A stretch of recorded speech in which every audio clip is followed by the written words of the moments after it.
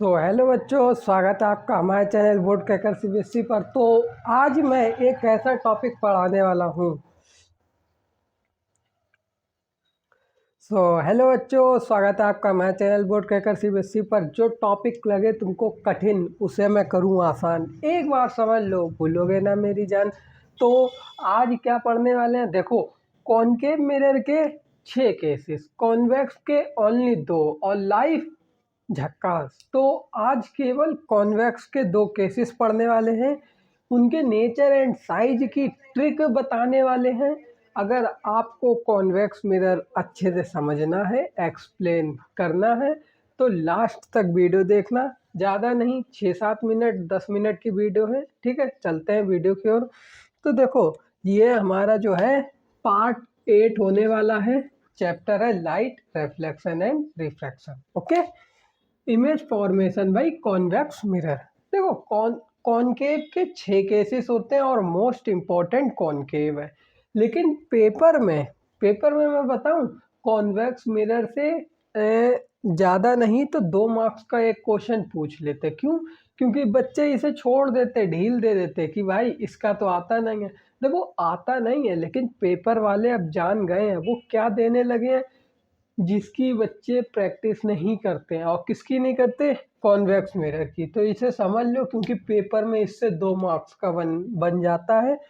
और वो ना बने तो 1 मार्क्स का जो एमसीक्यू पूछा जाता है ना, 1 मार्क्स का एमसीक्यू, वो 100% इसी से बनता है। कैसे? ऐसे पूछते हैं कि कॉनकेव मिरर की जो केस है, केस ये है कि ऑब्जेक्ट इन्फिनिटी पे है, तो इमेज कहाँ बनेगी, नेचर कैसा होगा, और साथ ही साथ साइज कैसा होगा। तो तीनों एक साथ पूछ लिया। अब तुम्हें पता होगी तो ही बता पाओगे, तो चलो बता दें तुम्हें। तो देखो, फर्स्ट समझो।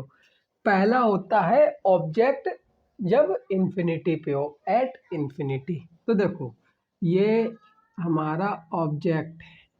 ये देखो, प्रिंसिपल एक्सिस ये है।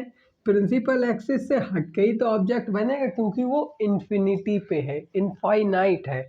उसकी कोई ये नहीं पता वो 10 सेंटीमीटर पे है, 20 सेंटीमीटर, वो इनफाइनाइट है। जहाँ तक गिनती नहीं होती वहां तक। तो भाई ये प्रिंसिपल एक्सिस से पीछे ही तो रहेगा, क्योंकि प्रिंसिपल एक्सिस तो भाई एक जगह पे, मतलब होता ये भी इनफाइनाइट है, लेकिन रहेगा ये इसके पीछे। किसके? प्रिंसिपल एक्सिस के पीछे। क्योंकि प्रिंसिपल एक्सिस ये है हमारा यहाँ तक, ये हमारा ऑब्जेक्ट यहाँ होगा इन्फिनिटी पे। ओके, अब ये हमारा ऑब्जेक्ट है। तो मैंने तुमको रे डायग्राम के रूल बताए थे। याद करो, नहीं देखा पार्ट 7 देखो जाके, चैनल पे प्लेलिस्ट में है पार्ट 7। देखो रे डायग्राम के रूल। तो देखो, रूल क्या कहते, मैंने तुमसे कहा था दो दो रूल फॉलो करना। दो मोस्टली, कौन सा? रूल फर्स्ट और रूल थर्ड, ठीक। लेकिन देखो, जब एक ही रूल से काम चल जाए तो फिर एक ही रूल इस्तेमाल करना चाहिए, समझे? अब देखो समझाए। जैसे ये हमारा ऑब्जेक्ट, ओके, ये हमारा ऑब्जेक्ट है। ओके भाई, ऑब्जेक्ट हो गया। अब तुम्हें बताएं इसका कैसे होगा। देखो, ये हमारा ऑब्जेक्ट, इसकी ये रे ऐसे करके गई मिरर पे, गई, ठीक। अब ये बताओ, ये प्रिंसिपल एक्सिस पे तो है नहीं, प्रिंसिपल एक्सिस से हटा हुआ है, तो नीचे से भी भाई इसकी रे जाएगी, ऐसे जाएगी ना, रे जाएगी। तुम खुद बताओ, ऊपर और नीचे दोनों तरफ से रे जाएगी? हाँ, बिल्कुल जाएगी। अब मैंने कहा था जब रे मिरर से टकराएगी तो हमारे पास 3 कंडीशन होती है। कौन सी? देखो, ये जो है ये प्रिंसिपल एक्सिस के पैरेलल हो गई। मैंने कहा था हमेशा पैरेलल ही होगी, तो फोकस से होके गुजरेगी। लेकिन भाई तुम देखोगे तो यहाँ पे फोकस नहीं है, फोकस यहाँ पे है। क्यों? क्योंकि ये जो है स्पेरिकल मिरर का काटा गया हिस्सा है। तो स्पेरिकल मिरर कुछ इस हिसाब से होता है, उसका इतना हिस्सा काट लिया जाता, इतना हिस्सा, वही हमारा कॉन्वेक्स बन जाता। तो हमारा सेंटर ऑफ कर्वेचर ये रहा, और एफ ये बन गया, जो कि ये है। तो भाई यहाँ पे तो एफ और सी आ नहीं सकता, नहीं आ सकता ना, नहीं आएगा। ठीक है, तो हम लोग क्या करेंगे, हम लोग अब यहाँ पे वर्चुअल करेंगे। वर्चुअल का मतलब वर्चुअल, वर्चुअल जानते हो ना, वर्चुअल रैम। वर्चुअल, वर्चुअल का मतलब जो केवल तुम सोच सकते हो, रियल में हो नहीं सकता है। विजिबल है, देखो जिसे तुम देख सकते हो लेकिन रियल में होता नहीं है। ठीक, अब देखो क्या करेंगे, हम लोग वर्चुअल यहाँ से एफ पे ले जाएंगे, मतलब फोकस पे। तो क्या करेंगे, यहाँ से देखो जब जब हम वर्चुअल काम करते हैं तो वो हम लोग ऐसे नहीं करते, हम लोग डॉट डॉट वाली लाइन में करते हैं। डॉट डॉट वाली लाइन से दूरी से चमकता कि ये वर्चुअल काम है। ठीक, तो देखो डॉट डॉट वाली लाइन से करेंगे, dot dot dot dot dot dot dot, यहाँ तक आई। इसके आगे भी ले जाओ भाई, तुम्हारी मर्जी, ले गए डॉट डॉट डॉट। अब ये I dot dot dot dot dot dot dot dot dot dot dot. ठीक, अब एक बात ये भी समझो, केवल इतना करके नहीं छोड़ देना है, इतना करके नहीं छोड़ देना है। क्यों? क्योंकि ये मिरर से टकराएगी रे, तो भाई ये वापस भी तो ऐसे जाएगी ना, वापस भी तो जाएगी। तो ये यहाँ पे ऐसे वापस जाएगी, यहाँ पर भी ऐसे वापस जाएगी। ये देखो, देखो अब तुम एक बात समझना, ये हमारी रे गई और ऊपर निकल गई, ऊपर निकल गई। ये हमारी रे गई और यहाँ निकल गई, यहाँ निकल गई। अब हमको भाई देखो, हमारा यहाँ पे रूल कौन सा फॉलो हो रहा, रूल फर्स्ट, क्योंकि ये प्रिंसिपल एक्सिस के बराबर है, ये हमारी रे पैरेलल है। तो भाई हमको फोकस से गुजारना है, फोकस से नहीं गुजारेंगे तो डायग्राम नहीं बनेगा। तो हम यहाँ पे वर्चुअल तरीके से फोकस से गुजार देते हैं। ये हमारी रे आई, ये गई, तो हम लोग यहाँ से पीछे साइड खिसका देते हैं और एफ पे बना देते हैं। तो हमारी भाई देखो, तो अब तुम अगर देखोगे तो हमारा ऑब्जेक्ट जो है वो इन्फिनिटी पे है, इन्फिनिटी पे। इमेज कहाँ बनी, अब देखो ये इमेज वहाँ बनती है जहाँ पे ये दोनों रे आपस में इंटरसेक्ट कर दें, आपस में काट दें एक दूसरे को, ऐसे जैसे ये देखो, ये इमेज, ये रे है और ये दूसरी रे, तो ये दोनों ने आपस में यहाँ पे काटा, तो यहाँ पे इमेज बनेगी। इन दोनों ने कहाँ काटा, यहाँ पे, कहाँ, एफ पे। तो इमेज कहाँ बनेगी, फोकस पे। तो इमेज कहाँ बनेगी, बिहाइंड मिरर फोकस। देखो और यहाँ पे ये लिखना भी जरूरी है, बिहाइंड मिरर। बिहाइंड मिरर क्यों, क्योंकि ये मिरर के पीछे बनी है। मिरर तो, मिरर का आगे वाला हिस्सा ये है, मिरर के पीछे बनी है। तो हम लोग लिखेंगे behind mirror, behind mirror, behind mirror, बी जगह सही कर दें, behind mirror at F, F का मतलब focus, behind mirror at F, at F. Okay, तो ये समझ गए। नेचर देखो, नेचर कैसा है, नेचर तो तुम्हें पता लग रहा है, ये वर्चुअल है, वर्चुअल है और इरेक्ट है। क्यों? क्योंकि ये सीधा बना है, तुम देखोगे तो ये यहाँ पे सीधा बनेगा, ये यहाँ पे सीधा बनेगा, यहाँ पे इरेक्ट बना है। कैसा, इरेक्ट। तो हम लोग लिखेंगे virtual and erect, virtual and erect.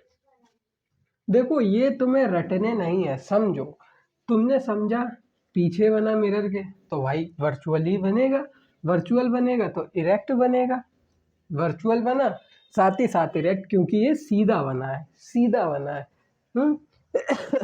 इसका साइज कैसा होगा, अच्छा एक बात समझो, अगर ये थोड़ा नीचे काटती तो इमेज का इतना सा साइज होता, इतना थोड़ा सा साइज, इतना या इतना या इतना साइज होता कुछ, लेकिन इसने एफ पर ही काट दिया, तो इसका जो साइज है वो कितना हुआ, बिल्कुल पॉइंट जितना, बिल्कुल इतना सा साइज हुआ। तो इसका साइज क्या हुआ, very small, very small.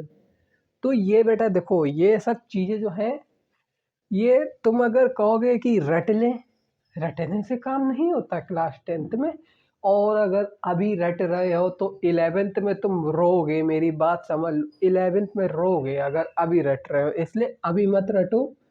11th में रोना नहीं है तो अभी मत रटो, ठीक है। 11th तुम नहीं जानते हो कितना हार्ड है, अंदाज़ा दे दूँ 11 का, जो तुम 10th क्लास में पूरी मैथ्स लगाओगे ना पूरे साल, वो तुम 11 के फर्स्ट चैप्टर सेट, उसका फर्स्ट चैप्टर जो सेट है उसमें ही लगा लोगे जो तुमने पूरी साल में लगाए हैं क्लास 10th में क्वेश्चन। समझ रहे हो? इतना क्लास 11 का जलवा है बेटा, समझो। चलो उसे छोड़ो, इधर आ जाओ।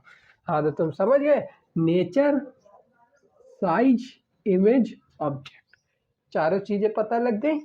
रटा भाई, मैंने रटा क्या? मैंने रटवाया नहीं, रटवाया तुमने खुद अपने आप भरा है इसको। ठीक है, ठीक।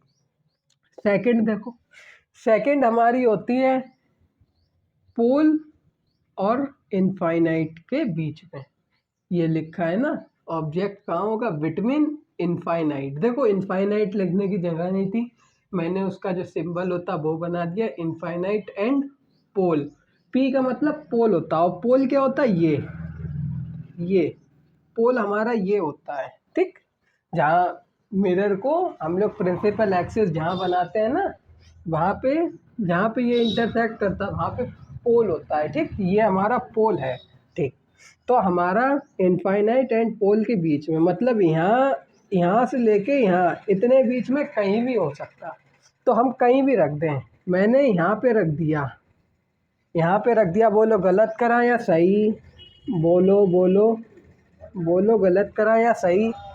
सही करा, ओके। तो हमने यहाँ पे रख दिया। अब तुम समझो, हाँ मैंने कहा 2 रूल फॉलो करने हैं। अब देखो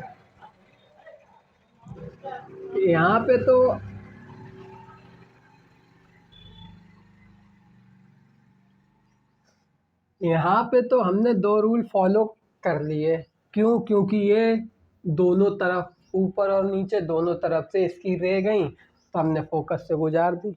अब भाई यहाँ पे देखो, ये हमारा है प्रिंसिपल एक्सिस पे, तो नीचे से तो रे जा नहीं सकती, नीचे से तो रे जा नहीं सकती, क्योंकि नीचे से रे जाएगी कैसे? क्योंकि ये प्रिंसिपल एक्सिस पे है ना।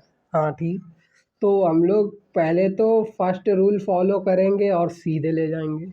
सीधे ले जाने के बाद फिर ये कैसे, ऐसे ऐसे ऐसे ऐसे ऐसे होके निकल गई, ऐसे होके निकल गई, ऐसे होके निकल गई। अब भाई देखो, फर्स्ट रूल ये कहता है, अगर देखो कभी भी, मैंने अब दोबारा कह रहा हूँ, इमेज की अरे ऑब्जेक्ट की जब जब रे मिरर से जाएगी, मिरर के पास जाएगी, तो ये पैरेलल होगी इसके प्रिंसिपल एक्सिस के। और रूल यही कहता है, जब ये रे पैरेलल हो प्रिंसिपल एक्सिस के, तो वो फोकस से होके गुजरेगी, फोकस से होके। तो भाई यहीं पे फोकस है, तो देखो ये तो हमारी ऐसे गई और ऐसे निकल गई। तो अब फोकस से हम लोग वर्चुअल तरीके से ले जाएंगे, dot dot dot dot dot dot dot dot dot dot dot dot करके ले गए, ले गए, ले गए। दूसरा दूसरा रूल, दूसरा दूसरा ये कहता है, जब फोकस से जाएगी तो प्रिंसिपल एक्सिस के पैरेलल हो जाएगी। दूसरा तो यहाँ फॉलो ही नहीं हो रहा, क्यों? दूसरा यहाँ क्यों नहीं फॉलो हो रहा? अब देखो, तुम यहाँ पे दूसरा रूल फॉलो नहीं कर सकते। दूसरा रूल फॉलो क्यों नहीं कर सकते? दूसरा रूल तुम तब फॉलो करते, देखो मैंने तुमसे कहा, फर्स्ट एंड थर्ड वाला रूल जो है तुम्हारे, मोस्ट जगह पे, मोस्टली यही इस्तेमाल होंगे, ज़्यादातर यही इस्तेमाल होगा। सेकंड वाला जो है तुम्हारा, वो ना के बराबर इस्तेमाल होता है। केवल एक केस है जहाँ पे इस्तेमाल होता है, बता चुका हूँ मैं, जिसके अंदर मैंने कॉनकेव मिरर के केसेस बताए उसमें बता चुका हूँ, देख लेना प्लेलिस्ट में, ठीक। तो ये देखो, अब थर्ड वाला रूल क्या कहता है? सेंटर ऑफ कर्वेचर से गुजार देंगे, सेंटर ऑफ कर्वेचर से। तो भाई हम लोग करते हैं, देखो अभी ये हमारी ऐसे करके की ए ए ए ए ए ए ए, ठीक गई। अब हम लोग क्या करेंगे? ऐसे गई है ना, तो हम लोग फिर से वर्चुअल तरीके से सेंटर ऑफ कर्वेचर के पास लेके जाएंगे। देखो थोड़ी लाइन गड़बड़ा गई, देखो मेरे पास स्केल तो है नहीं जो मैं बिल्कुल सीधी लाइन खींचूं, तो इसलिए थोड़ी गड़बड़ा जाती है, टेंशन मत लेना, ठीक। तो देखो ये यहाँ से टकराई, यहाँ से टकराई, तो भाई देखो, अब तुम कहो कि यहाँ पे मैं ऐसे कर दूं और ऐसे करके कर दूं, तो ये जो तरीका है ना, ये जो तरीका है ना, ये जो तरीका है ना, ये तुम्हारा थोड़ा गलत हो जाएगा, गलत हो जाएगा भाई। देखो यहाँ पे तुम ये मत करना प्लीज मेरे खातिर, ये यहाँ पे नहीं होगा रे डायग्राम में, समझे, ये नहीं होगा। अब उसका जो पीछे का जो बेसिक है वो बेसिक मत समझो, बहुत लंबा है, जिंदगी गुजर जाएगी, ठीक। तो ये हमारी रे ऐसे करके गई और यहीं से ऐसे करके वापस आ गई, क्योंकि यही होता है सेंटर ऑफ कर्वेचर में, जहाँ से जाएगी वहीं से वापस आ जाएगी।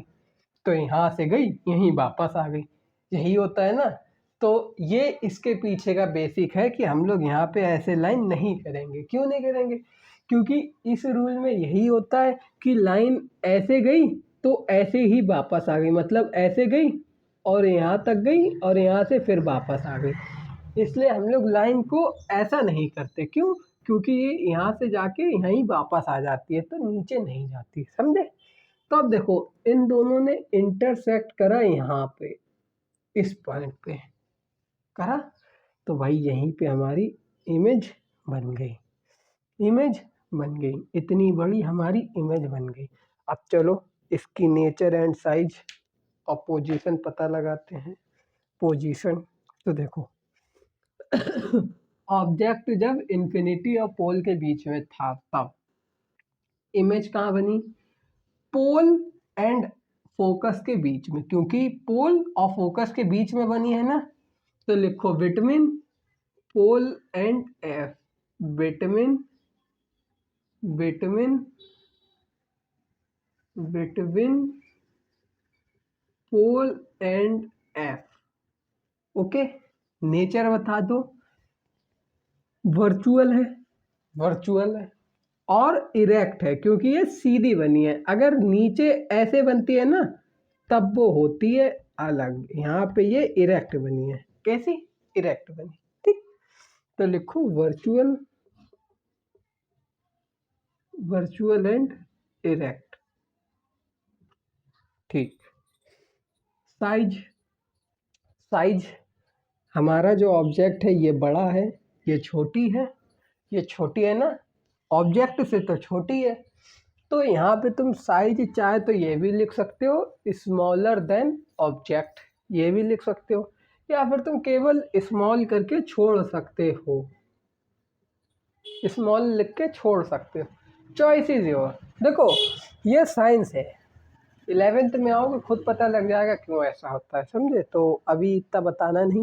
साइज चाहे तो तुम स्मॉलर देन ऑब्जेक्ट भी लिख सकते हो, चाहे तो तुम स्मॉल भी लिख सकते हो, दोनों से टीचर समझ जाएंगे। स्मॉल का मतलब छोटा है, ऑब्जेक्ट से छोटा ही है, समझ गए। तो ठीक, तो ये दो केसेस थे जो मैंने बता दिए, बस टाइप जिंगल आला, बस 2 केसेस समझ लिए। 1 मार्क्स तो देखो तुम्हारे 4-5 मार्क्स की तो नहीं कह सकता, लेकिन 1 मार्क्स कवर हो गया। अब तुम कहोगे 1 मार्क्स के लिए इतना पढ़ना जरूरी था क्या? देखो 1 मार्क्स से मतलब नहीं होता, आगे जब जाओगे ना 11th-12th में तो ये नहीं पढ़ोगे ना, तो उस समय तुम यही कहोगे कि वो 1 मार्क्स भी मेरे के लिए 100 मार्क्स के बराबर था, समझे। इसलिए देखो क्लास 10th में तुम सोचो कि ये चीज़ कम मार्क्स की है छोड़ दे, यही गलती बहुत बच्चे करते हैं, ये मैं हमेशा कहूँगा नहीं, ये गलती नहीं करना।